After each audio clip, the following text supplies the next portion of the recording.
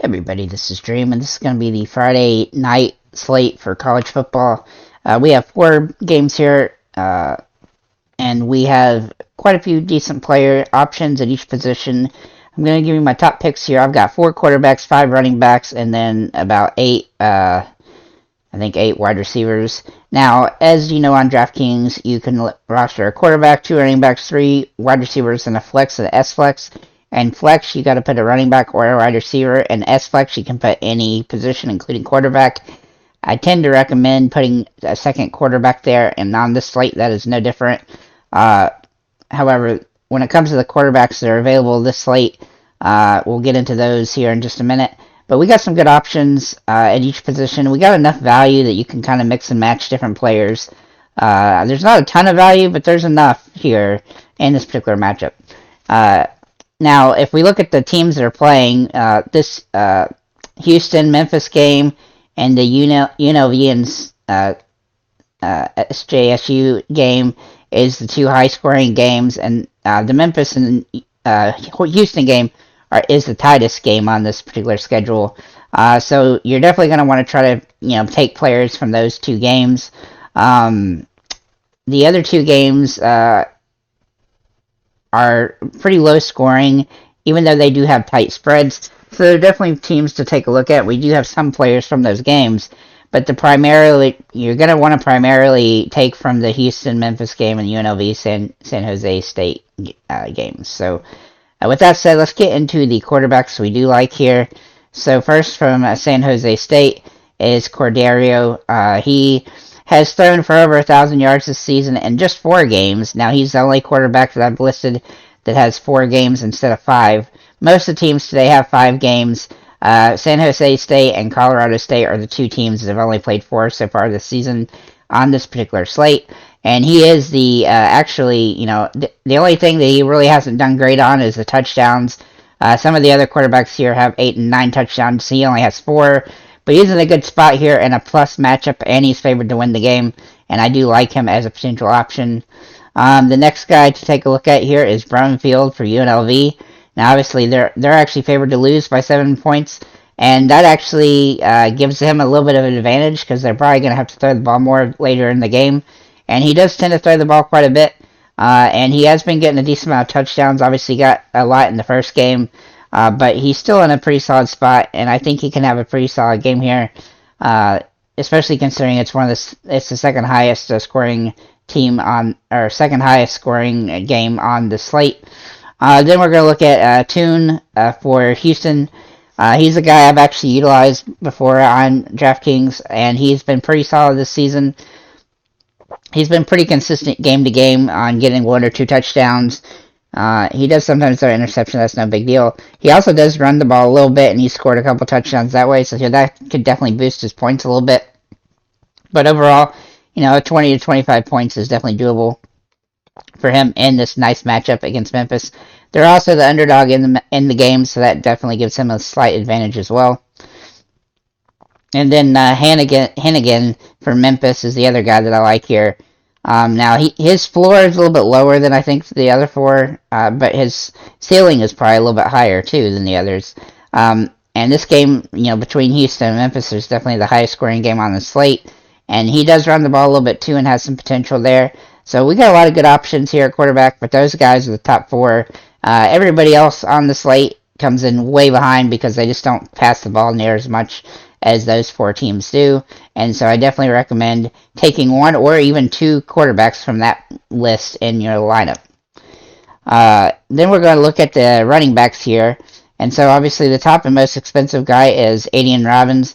Now, he's not my favorite option on this particular slate, but he has scored 8 touchdowns this season, which is the tops of all the running backs I've got here. Now, 15 to 20 points is definitely doable for him in this particular matchup. I don't love that they're not favored to win because that really does inhibit him a little bit. If a team gets behind, they're going to have to start throwing the ball, and this is going to be potentially the situation there. But overall, I do think he's a pretty solid option regardless of that. Then we're going to look at Grant from Nebraska. Now, he's one of my favorite options on this particular slate, despite the fact it's a lower scoring game. He's the highest running back when it comes to total attempts this season, and they do run the ball quite a bit. and so I think he's in a pretty good spot in this matchup here. He's got 5 touchdowns on the season, and he's got the most yards and most rushing attempts. He had one bad game against Oklahoma, but of course, that's actually a good team. And so against Rutgers, he should be able to run right over them. So I do like that. I do like him against Rutgers in that game. Then we're going to look at Tua for Nevada. Now, Nevada runs the ball a lot, and he has 85 rushes in his 5 games with 5 touchdowns, which is pretty solid. His last game, he didn't do as much, but he also scored a bunch of touchdowns. But they got behind early. In this particular matchup, they're actually favored to win by 3.5 points, so I do suspect that he's going to have some opportunity in this particular game. The next guy that I like is Kerry Robinson for San Jose State here. Now, he's only played 4 games, so he hasn't had as many touchdowns or yards or attempts as some of the other guys, but his 4 games are actually a little bit, have been really solid. He's going to be in the 15 to 20 range, I think, in this game as well. And he's also favored to win, so that gives him a more advantage for running the ball a little bit late. He didn't quite get the attempts, but his yards per game are pretty good. And he can sometimes have big receptions, and he hasn't had his touchdown that way yet, but he does have some potential in that regard as well in this particular matchup. And then finally, we have Thomas for Memphis. Now he's going to get more. He's going to get around 10 to 15 rushes, but he's had 6 touchdowns this season. He's had at least 1 in 4 of the last 5 in the 4 of the 5 games this season. He's got 10 to 15 to 20 fantasy point production potential in this matchup, especially considering he's on the team with the highest scoring potential and they're the lead team for that. They're expected to win.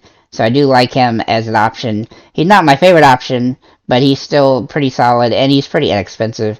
And as you know, we need some guys that are under the 6,250, and we have 2 running backs listed here that fit that mark. And even the other guys are not that expensive compared to some of the others.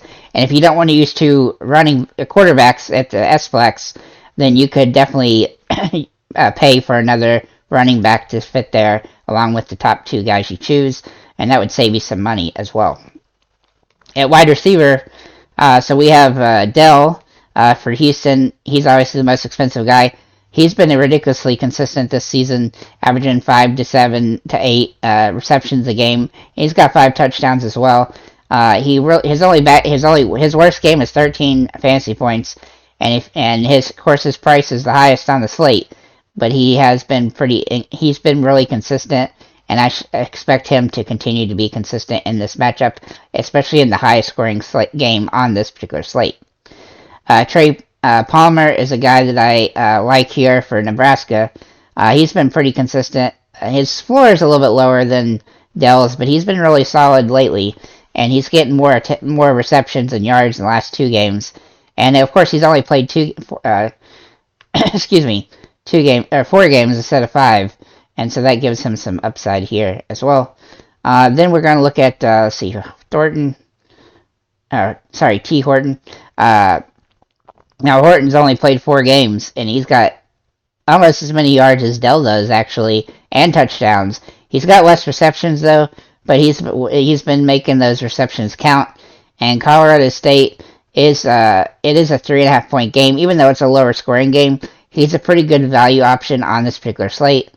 Then we have, where is he? Ricky White for UNLV.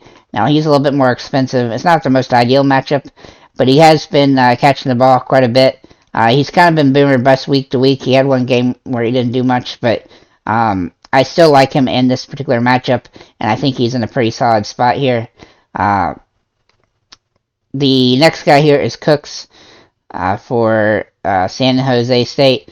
Now, with him, he's 5 to 10 receptions, or 5 to 7 receptions, anywhere from 10 to 25 fantasy points probably in this one. He's only played in 4 games as well, so that gives him a little bit of advantage because his stats are just as good as some of the other guys on here that have played 5, including White, and I do like him in this particular matchup. Then we're going to look at where is he? Williams for UNLV. another guy from UNLV that I like. He has been pretty consistent in the 15-point range. He's had one game better, but he's had a touchdown in every game, and he definitely has the opportunity in this one to continue that to that run, as this game is going to score quite a few points. Then we're going to look at Prescon. He's at $4,100. Now he's actually, I think, the tight end for Memphis, and he's been pretty solid, getting 4 or 5 receptions each game and getting a touchdown in most games. He's obviously a little bit riskier, considering the fact he doesn't get as many receptions. But as long as he can score a touchdown, he's going to pay off for you. And then finally, Crinkshank, he's kind of a boom or bust option here. But if he can get a touchdown in this game, then he'll be okay. He's been getting 4 or 5 receptions each game, and obviously 172 yards with 3 touchdowns. He's probably the weakest guy on this list, but he is cheap, and he can definitely score a touchdown, so that's why I like him here. Obviously, it's going to be a little tricky to pick and choose who you like here, but overall, we have enough value here that you're going to be able to fit these guys in. We have several guys under the 6250, I think 1, 2, 3, 4 wide receivers, and that's going to help you pay for some of the other players. So you can mix and match a lot in this particular slate. These guys are just the best options available when it comes to, ensuring that you score at least some points with the position players. Obviously, there's going to be some guys that might end up scoring touchdowns that we don't expect, that have only, caught 1 or 2 touchdowns, or only caught like 5 or 6 balls all season. But overall, these are the best guys. And so if you have any comments or questions, or if there's anybody you think I left out here, feel free to leave it below. And have a nice day, guys.